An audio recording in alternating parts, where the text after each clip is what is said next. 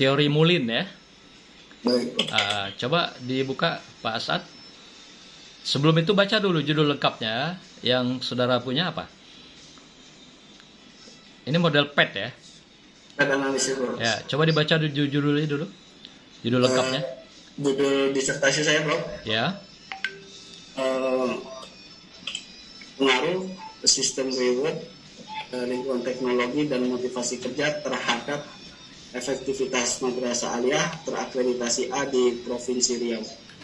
Oke, berarti X4-nya adalah efektivitas madrasah ya.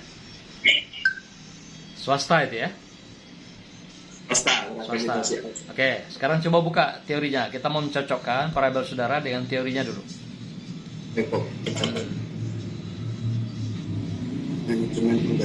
Tampilkan gambarnya yang memuat variabel kolektifnya itu, yang memuat 4 variabel saudara.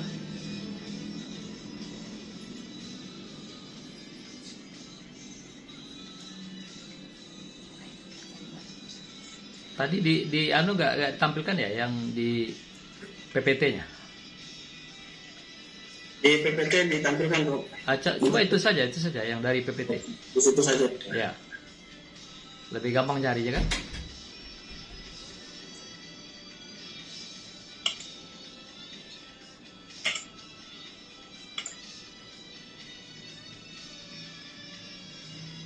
Ya. Oke. Variabel X4-nya efektivitas ya? Efektivitas. X1-nya apa? X1-nya sistem reward, bro. Oke, X2? Lingkungan teknologi. Apa itu? Lingkungan ya? Iya, lingkungan teknologi. Terus satu lagi? Motivasi kerja, bro. Oh. Ya, itu satu baris ya yang lingkungan teknologi dan motivasi. Lingkungan teknologi dan motivasi. Satu baris kayak itu? Iya, bro. Satu barisan gitu. Bukan misalnya di sini apa ini? Motivasi. Satu level ya. Iya, satu level dia. Kan Bapak ini kan PET ya. Kalau PET kan dia berbaris harusnya. Berbaris itu ya ada stepnya gitu ya. Misalnya sistem reward di belakang. Oke, posisi pas itu. Nah, di posisi yang X2 itu harusnya di depan ini sistem reward. Nah, kemudian yang baru yang X3-nya di depan lagi motivasi gitu. Bapak motivasi X2 kan? X3, bro. X3, berarti X3 di depan itu. Di belakangnya adalah lingkungan teknologi. Ini malah posisi terbalik itu. Motivasi di belakang, teknologi agak di depan. Nah, jadi coba nanti dilihat itu dari gambar itu. Urutannya begitu. Kalau memang mengambil PET analisis ya. Jadi X1 udah betul. Nah, kemudian X2-nya kalau lingkungan ya. Harusnya di tengah itu. Di posisi pokoknya di depan reward system lah. Di depan sekali baru motivasi dan belakangnya baru efektivitas. Efektivitas sudah pas itu posisinya. Nanti coba didiskusi lagi ya dengan promotor gitu ya. Supaya sekarang tuh kelihatannya dalam posisi sejajar gitu. Tentu dalam PET analisis kalau posisi sejajar begini dia akan bermasalah di dalam perhitungan dan juga nanti dalam kajiannya gitu. Ya, nanti coba ya Pak Asad ya. Itu yang pertama. Nah, sekarang kita masuk pada X4. X4 coba buka teorinya. Apa yang Bapak maksud dengan efektivitas madrasah? Ini sehari ini perasaan saya tiga-tiganya efektivitas madrasah semua ini Pak Dir. Mulai dari pagi tadi ya. Jam 8 tadi. Ini termasuk Pak Asad juga efektivitas. Nah, coba kita cross check dulu ya. Kebenaran efektivitas madrasah ini. Silakan Pak Asad. Buka teorinya. Penelitian ini, Pak. Karena ini sudah penelitian ya. Kalau tadi masih proposal gitu.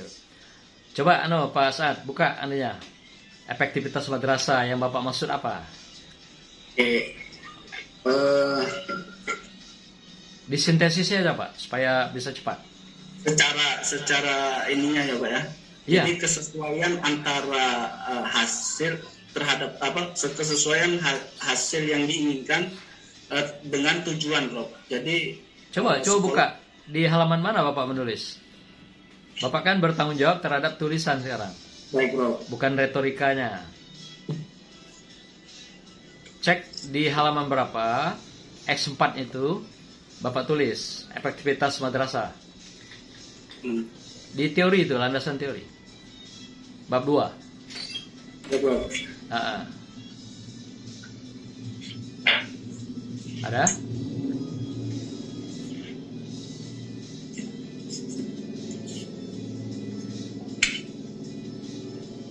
Ada ditulis nggak di PPT? Ada Prof. Nah, tampilkan di PPT aja, Pak.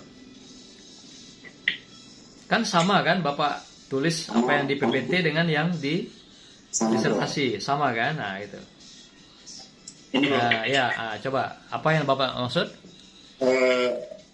Yaitu keberhasilan sebuah lembaga pendidikan secara tepat dan optimal secara tepat dan dalam mengoptimalkan seluruh sumber daya sekolah untuk mencapai tujuan yang telah ditetapkan bersama. Nah, itu ya. Sehari ini kita bicara efektivitas ini, Pak Asad. Jadi, efektivitas itu kata kuncinya adalah kesesuaian antara rencana dengan pelaksanaan gitu. Itu efektif. Sesuai gak rencananya dengan apa yang dilaksanakan, itu efektif. Jadi kalau gak ada kata kunci itu belum mewakili efektivitas. Nah, maka itu nanti Bapak tata, harus ada kata kunci keywordnya di dalam sintesis Bapak itu, nanti baru ditata dengan kalimat yang lain tambahan. Ya, tapi itu penting, ruhnya itu dalam kita bicara efektivitas madrasah. Nah, apa indikatornya Bapak bikin di situ? Gimana Bro? Indikatornya apa? Efektivitas Indikatornya madrasah. Perencanaan organisasi yang jelas, Terus? kemudian struktur organisasi, Ya. kemudian budaya sekolah, sarana prasarana dan sumber daya. Ya, mendekati itu. Sekarang kita cross check. Ini kita cek aja satu variabel. Bapak buka di bab 1. Yang pertama perencanaan ya. Perencanaan. Berarti yang Bapak maksud adalah efektivitas itu perencanaannya rendah, begitu? Atau tinggi? Efektif itu punya perencanaan yang tinggi Bro. Tinggi. Ya. Berarti tinggi ya. Ya Bro. Standar tingginya apa Bapak pakai?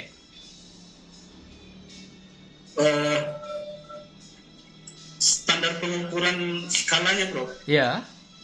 Oh, Bapak bisa mengatakan itu tinggi. Standar batasannya apa? Standar ukurannya?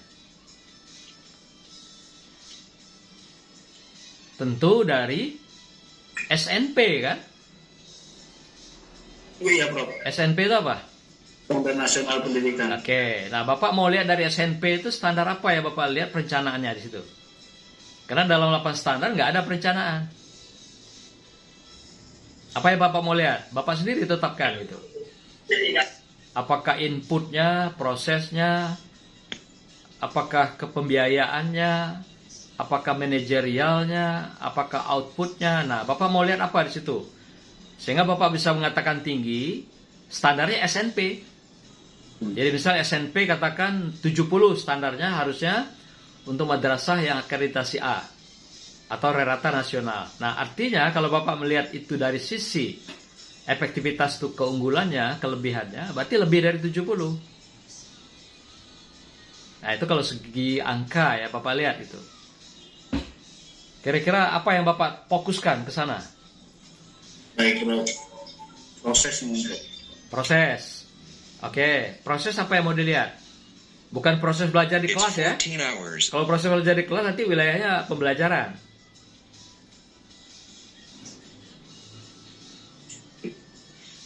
Proses apa yang Bapak mau lihat?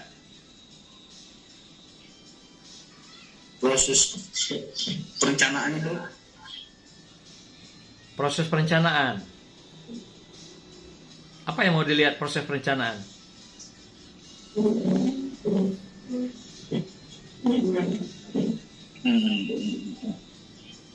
seperti perencanaan pembuatan apa namanya yang seperti visi, misi, tujuan dan strategi, kemudian ke arah penentuan. Jadi Bapak maksudkan perencanaan di sini adalah visi misi. Ya, Ya bro. rencana pembuatan visi misi. Justru terletak pada pelaksanaan visi itu bro. Lo kan perencanaan dulu yang Bapak bikin di sini. Oh, Kok pelaksanaan? Kan perencanaan dulu indikatornya. Jadi perencanaan pembuatan visi misi. pembuatan visi misi. Nah, oke. Apa yang Bapak jadi ukuran bahwa visi misi itu menunjukkan dia efektif di sana?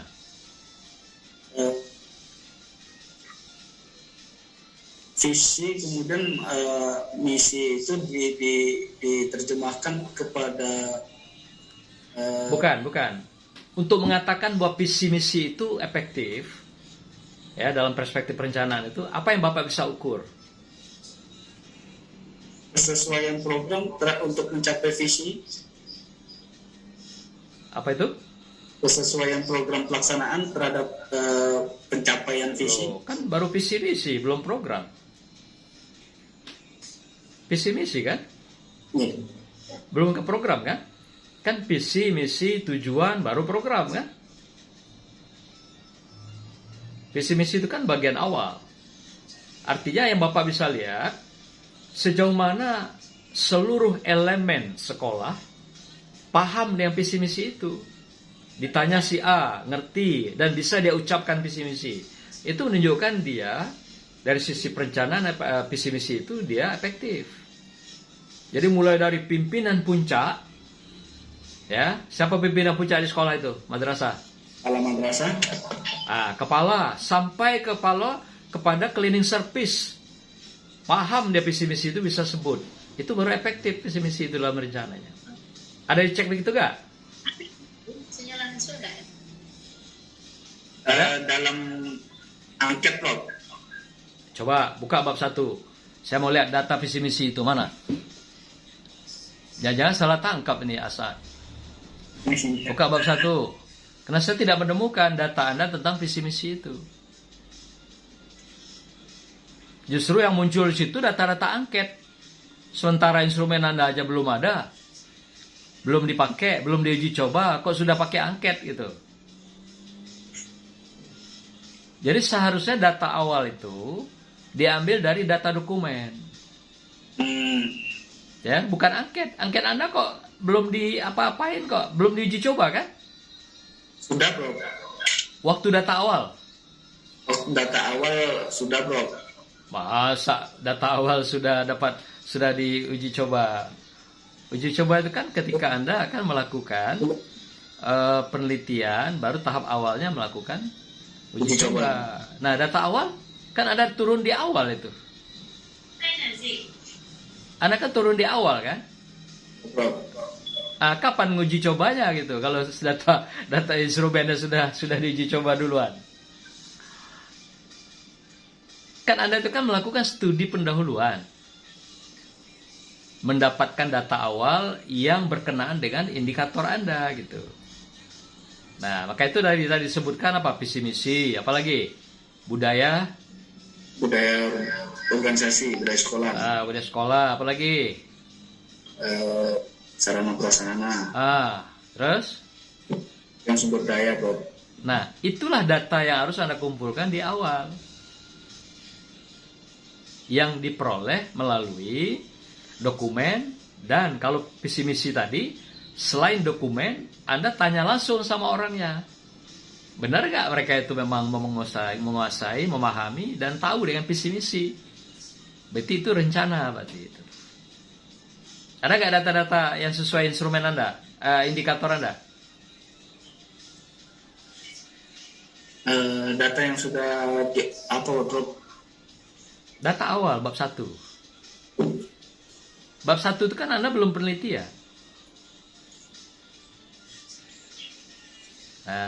Anda akui saja bahwa datanya belum ada gitu.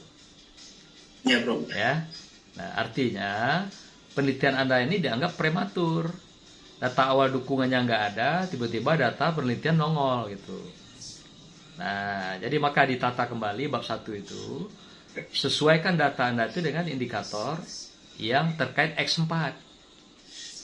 Mengapa X4? Karena X4 itulah rumah masalah. Nah, sekarang Anda ini kan memberikan justifikasi terhadap X4 ini, apakah sudah efektif atau belum efektif? Berdasarkan indikator Anda tadi. Jangan salah terjemah loh. Nanti seperti orang buta memberikan penjelasan tentang seekor gajah. Dipegang ekornya langsung dibilang gajah gitu. Atau pegang kupingnya dibilang itu seekor gajah. Nah, gitu maksudnya. Jadi X4 itu Anda mulai masuknya itu dari bab 1 itu dari X4. Mengapa? Karena X4 itu rumah masalah. Nah, maka itu data awal yang Anda tampilkan di bab 1 adalah berdasarkan indikator bab 4 X4 itu. Itulah yang ditampilkan di bab 1. Nah, Anda kan ragu sekarang nih, nggak bisa jawab. Apakah posisi madrasah ini sudah efektif atau belum efektif gitu. Kalau sudah efektif, Anda menelitinya melihat keunggulan sekolah. Kalau dia ada di antara belum efektif, berarti Anda melihat kelemahan, kekurangan dari sekolah. Itu maksudnya. Jadi kalau nanti X4-nya itu terbukti Anda meneliti keunggulannya, dikatakan dia efektif itu madrasah, maka Anda tinggal melihat berapa persen kontribusi X1 terhadap X4 sehingga dia jadi efektif. Berapa persen X2 memberikan kontribusi pada X4 sehingga dia dikatakan efektif. Nah gitu. Tapi kalau sekiranya Anda mengatakan nanti data yang Anda peroleh, ini siapa yang nganu ini ya? Trouble ini. Dimatikan ininya, mute, host. Sudah? Nah, sekiranya Anda mengatakan bahwa di sekolah itu belum efektif, maka kita juga melihat nanti berapa pengaruh X1 itu, ya, sehingga dia tidak efektif. Jadi baik keunggulan maupun kelemahan, Anda membuktikan masing-masing posisinya dari pengaruh itu. Nah, itu biasanya memang orang meneliti kalau kuantitatif itu, dia melihat X4 itu lebih kepada posisi aktifnya. Aktif artinya kalau dia efektif dikata sudah efektif. Jadi umumnya X4 itu berada pada posisi yang memang sudah posisi yang positif gitu. Sehingga lihatnya lebih gampang. S1, S2, S3 itu berapa kontribusi terhadap efektifnya sebuah madrasah. Nah, gitu ya. Jadi tata lagi nanti, coba pertama tadi dari teori, ya ini direkam ya. Nah, kemudian teori tadi dari untuk turunnya ke variabel. Sebab kedudukannya itu ada langkah-langkah yang bisa didudukan secara proporsional. Nah, yang kedua, sintesis Anda tadi ditata kembali, termasuk indikatornya. Nah, data yang ditampilkan di bab 1 itu adalah posisi X4. Dan data yang diungkap adalah berdasarkan indikator. Jadi bukan data-data yang Anda ambil dari angket. Itu berarti dia nanti tidak masuk itu, out of context jadinya. Jadi data yang Anda tampilkan justru tidak dibutuhkan oleh variabel X4 itu. Artinya data itu hanya dipaksakan, didudukkan, ditempel di situ, padahal dia bukan data yang kita butuhkan dalam penelitian. Oke, clear ya sampai di situ ya? Halo? Ya, Prof. Ya. Posisi Pak Hasan ini di Riau ya? Di Riau, Prof. Riau ya? Ya, Prof. Mudah-mudahan jaringan tidak rusak ya. Kalau Anda terlempar keluar, kita batal ujian hari ini ya. Ya, hati-hati, jaga jaringannya ya, dipelihara dengan baik. Oke, bab 2 ya. Nah, sekarang bab 3, kita masuk ke bab 3. Nanti yang lebih teknis biar Bu Nita. Bab 3, Anda menggunakan pendekatan apa di sini? Pendekatan kuantitatif, Prof. Kuantitatif, PET ya. Untuk analisis, untuk teknik analisis datanya. Oke, nah kalau begitu, coba kita lihat populasi sampelnya. Tadi saya dengar Anda menyampaikan sistem area sampling ya. Ya, Geografi, berarti melihatnya dari sudut geografi ya. Barat, tengah, timur, utara, tengah, selatan. Anda ngambil lintangnya apa? tengah di kota Pekanbarunya, untuk timur Indragiri Hilir, barat Kabupaten Bengkalis. Barat, tengah, timur ya. Ya bro. Oh, itu sudah berdasarkan ini ya, arah mata angin. Ya bro. Anda sudah lihat itu ya? Sudah dicek arah mata anginnya betul. Mana kawasan yang masuk wilayah barat, mana yang masuk wilayah timur. Iya bro. Udah ya? Nah, artinya jangan sampai nanti Anda salah tangkap gitu. Nanti kalau satu ketika ada yang memprotes bahwa Anda itu salah dalam mengambilnya, nah dampaknya bagi Anda nanti itu. Nah, maka itu kalau untuk supaya soheh, Anda boleh tanya ke misalnya siapa di sana yang menangani masalah geografi. Misalnya badan BMKG misalnya. Itu boleh ditanya berdasarkan arah mata angin gitu. Karena nanti kalau ketika Anda mengambil salah, ada yang membenarkan, oh Anda mengambil itu bukan barat itu adalah utara misalnya. Ini adalah selatan. Nah, Anda dampaknya ke Anda nanti. Walaupun Anda sudah doktor, itu bisa digugat nanti disertasi Anda. Nah, oleh karena itu, supaya Anda tidak salah, tanya dengan BMKG yang menetapkan wilayah mana yang bagian utara, mana bagian selatan, mana barat, mana bagian timur gitu. Ya, Pak Asad ya, supaya nanti tidak salah. Sudah selesai, istilah itu rumah sudah, penokok berbunyi. Nah, itu pepatah Melayu Riau kan pakai itu kan. Jangan sampai nanti rumahnya sudah, penokok berbunyi. Wahal itu ya. Nah, tadi saya dengar ada berapa madrasah? 700-an? 314 madrasah. 314. Bukan 700-an. Oh, yang keseluruhan dulu dalam wilayah provinsi ada berapa? Keseluruhan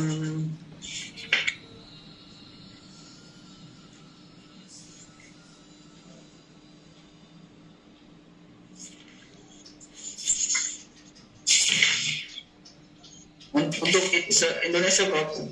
Enggak, yang di Riau lah. Di Riau 314 bro. 314. Nah, terus Anda tarik wilayah barat, tengah dan timur tinggal berapa? Oh, itu yang tak ada bro. Oh, itu harus ada itu. Dari 300 sekian, ya itu provinsi kan? Provinsi. Nah, sekarang tetapkan di tadi wilayah yang Anda pilih.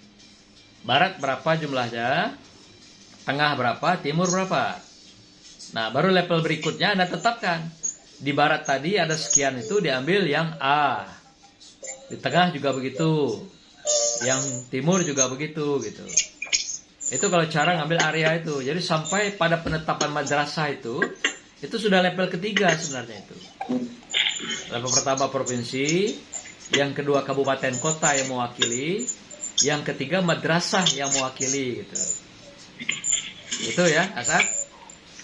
Nah, sekarang yang Anda tetapkan itu ada 3 madrasah kan? 3 madrasah. Yang tadi 3 kawasan itu. Ya bro. Berapa jumlah gurunya di situ? Itu guru negeri apa guru swasta?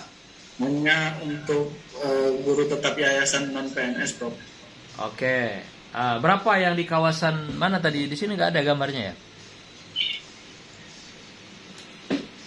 Yang kawasan barat tadi apa tuh yang wakilnya? Barat Bengkalis bro. Bengkalis. Ada berapa di situ gurunya? Bengkalis. 29. Berapa? 29 guru yayasan, 1 untuk PNS. Yang madrasah apa itu? Madrasah Al-Huda, Penampi, Kabupaten Bengkalis. Ini swasta semua ya? Swasta. Hah? Yang swasta. Swasta ini? Ya, bro. Nah, oke. Kan di disertasi itu di halaman 88. Anda pegang disertasi nggak? Ya, Oke, ada 3 ya. ada 3 lokasi. Yang pertama coba sebut. Yang pertama MA Tunas Harapan. Ini pemilihan ada 16 guru. 16. 1 guru PNS. Terus Terakhir ini 2 prop kemarin bro. apa itu? Ada 2 guru PNS yang di Madrasah Tunas Harapan, tapi setelah peneliti turun, Prof. Loh, ini kok satu di sini? Ini setelah ini sebelum ada guru PNS, Prof. Jadi guru PNS itu setelah ada penelitian atau sebelum? Setelah penelitian baru muncul. Guru PNS satu lagi. Jadi ada sekitar 18 guru tetap yayasan, hanya tetap masih 16 kok. Untuk wilayah tengah dunia di provinsi di ibu kota Pekanbaru, ibu kota provinsi, ada 22 guru, 18 guru tetap yayasan, 4 guru PNS. Terus? Untuk wilayah tempat Madrasah Aliyah Al-Huda ini ada 28 guru tetap yayasan dan 1 guru PNS. Jadi total 62, Prof. Terus yang uji cobanya berapa? Uji coba saya di Madrasah Aliyah di sekitaran lokasi penelitian yang memiliki kategori sama, maksudnya dia juga terakreditasi A, kemudian Aliyah swasta. Mana datanya? Datanya mana?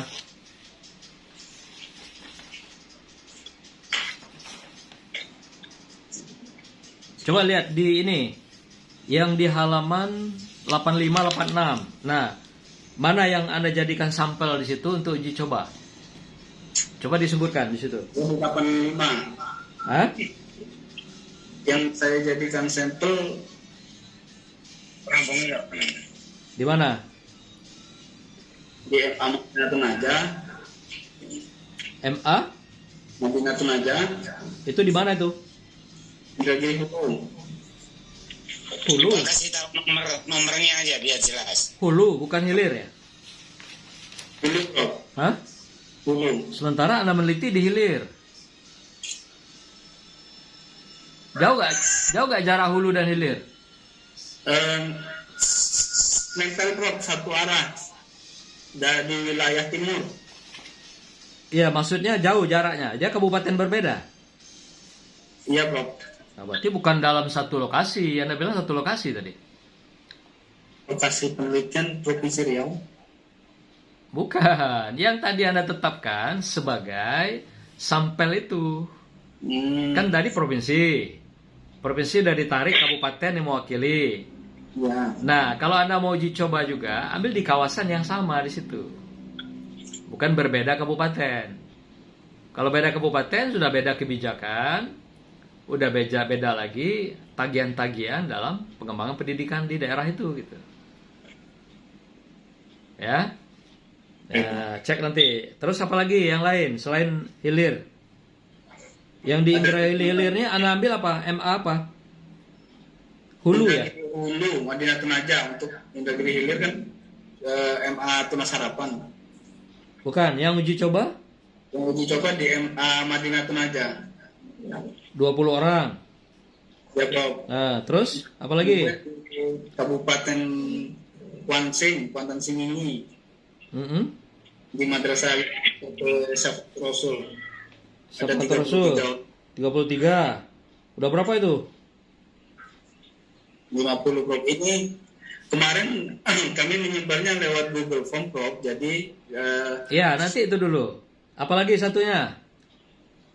kemudian yang satunya masih di Pekanbaru di Madrasah Buat Umatan Wasaton PTR. Berapa jumlahnya? 30. 30. Berarti 50 tambah 30 80. Ya, Prof. Betul. Prof. Nah, sekarang dalam analisis data Anda berapa? Kembalikan data 47 orang. Semuanya? Ya, Prof. Anda penelitian kapan nih? Untuk data penelitian pendahuluan, Prof. Bukan, ini penelitian ini menyebarkan angketnya instrumen itu kapan? Uji coba di tahun 2022 bulan Maret. Loh, berarti bukan era Covid itu. Sudah normal kan? Kenapa pakai Google Form? Anak ini kan disertasi ini. Ya, Prof. Kalau kemarin waktu era COVID itu ada toleransi ya yang diberikan. Tapi kalau udah 2022 udah normal itu Pak Saad. Nah, jumlah itu pun diragukan. Dari 80-an orang kembali 47. Padahal kan kita yang syaratkan juga 30 cukup gitu. Nah, jadi kalau Bapak mau uji coba itu sebenarnya ambil di kabupaten yang sama. Ya, misalnya Bapak punya sekarang kan 62 orang. Itu sampel yang diteliti. Nah, uji coba ambil di lingkungan yang sama juga. Di Bengkalis juga, Prof. Iya, di Hilir, mana lagi? Bengkalis. Nah, di situ. Jadi bukan diambil di tempat lain gitu. Kalau di tempat lain sudah beda pola pembinaan, kebijakan kepala daerahnya, kebijakan Kemenaknya itu udah beda, Pak. Jadi ketika dia beda kebijakan itu juga diduga hasilnya pun akan beda. Gitu. Nah itu, coba nanti ya, karena ini menyangkut soal data ya. Kalau salah data ya pasti semuanya salah dalam analisis data Bapak. Jadi pastikan bahwa Bapak ngambil uji coba itu di wilayah yang memang Bapak teliti. Maka itu dianjurkan dicari jalan itu penelitian untuk populasi sampelnya itu minimal 100 orangan lebih. Jadi 30 ditarik untuk uji coba, sisanya untuk penelitian gitu. Dan biasanya itu diambil dari komunitas yang kita teliti juga Pak Saad. Nah, kalau emang kurang sama sekali seperti ini, minimal ambil di kawasan kabupaten yang sama. Yang pembinaannya sama, berada di lokasi kabupaten yang sama. Nah, itu juga ada pertimbangan bahwa itu ada kesamaan. Gitu. Kalau tidak mampu ngambil dalam satu sekolah. Itu ya, Pak Saad ya. Nanti coba diperbaiki itu. Nah, kemudian yang berikut bab 3 oke lah ya sampai di situ.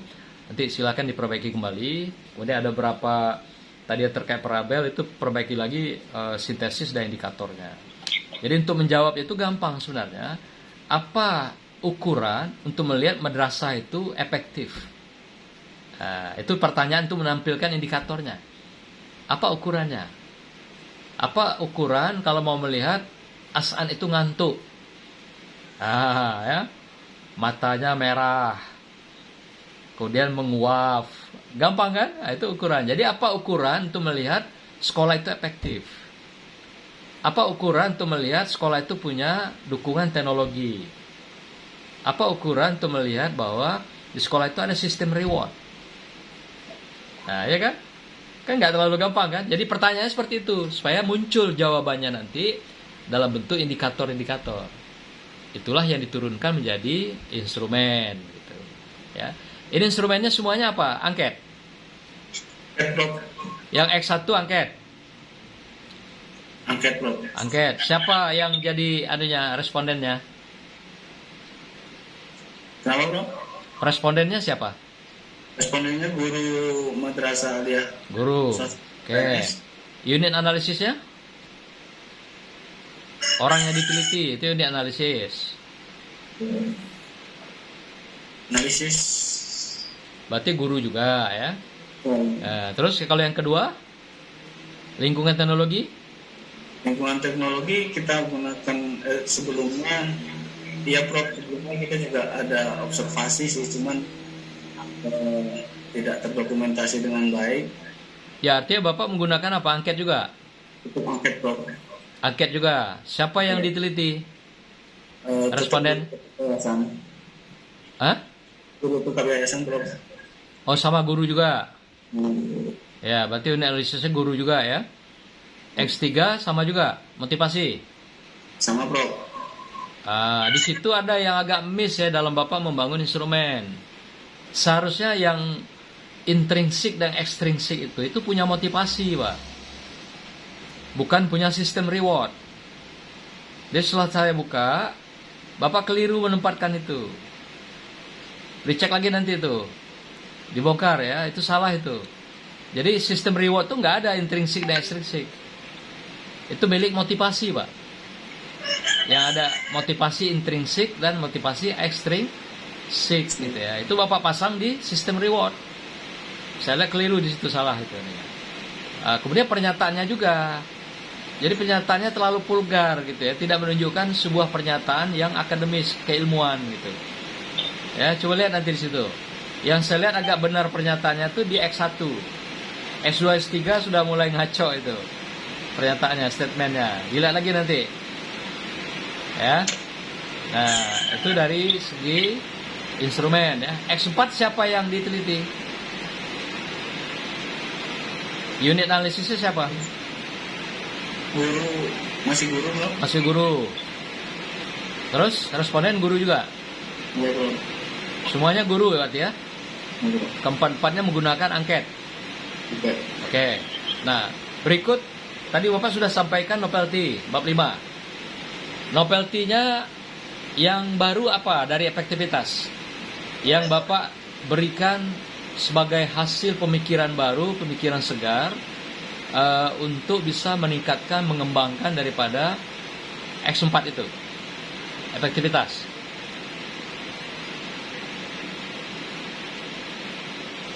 Ada gambarnya?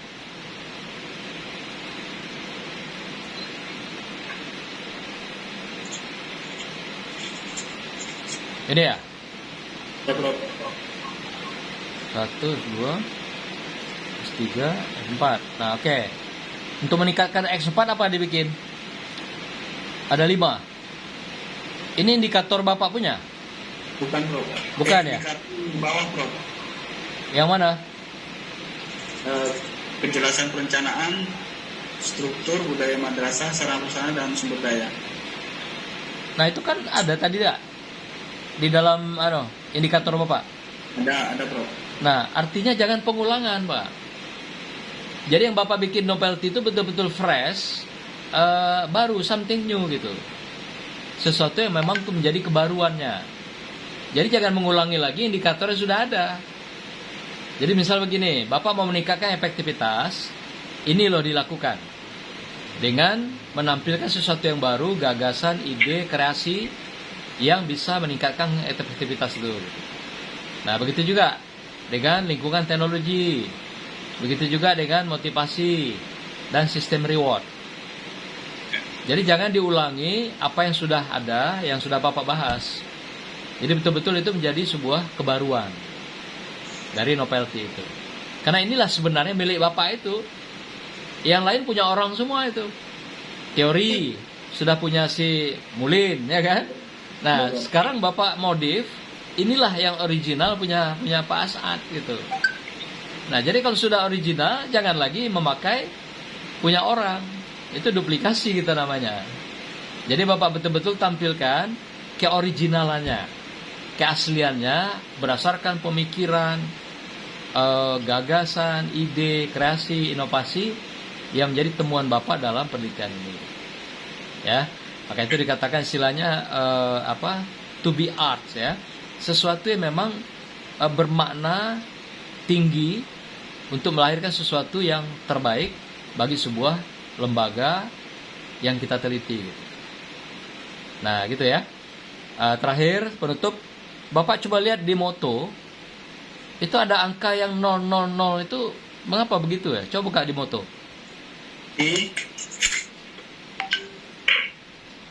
Yang hubungan sistem reward dengan efektivitas. Kok sigma 0,0000 gitu, gak ada angkanya. Coba lihat di moto.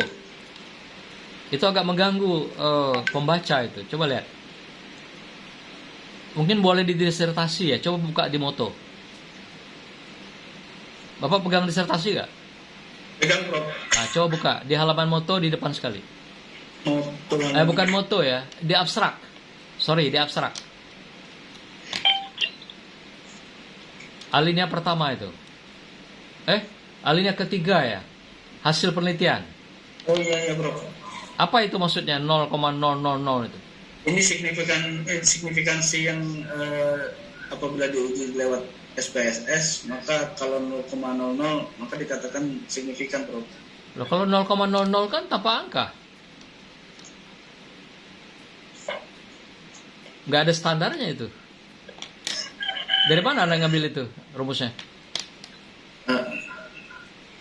SPSS begitu bro. Jadi kalau dia jika harga signifikansinya dia 0, tergantung sih dia kalau pakai alpanya 0,05 berapa, kalau alpanya 0, Nah, Anda pakai yang berapa itu? saya pakai yang alpa 0,05. Nah, itu kenapa 0,0? Ini sih Iya, signifikansi itu kan 1%, 5%, 10%. Ada nggak 0%? enggak bro. Nah, makanya kalau 0% itu 100% berarti. Kan gitu kan logikanya? Itu mengganggu itu, Asad ya. Coba dicek nanti. Bro. Anda jangan salah memberikan interpretasi, karena ini statistik ya. Salah angka, salah interpretasi. Dan bisa fatal gitu. Ya, walaupun kecil, tapi mengganggu itu. Kalau orang tahu statistik gitu. Saya kira begitu aja Pak Ketua. Terima kasih. Assalamualaikum warahmatullahi wabarakatuh.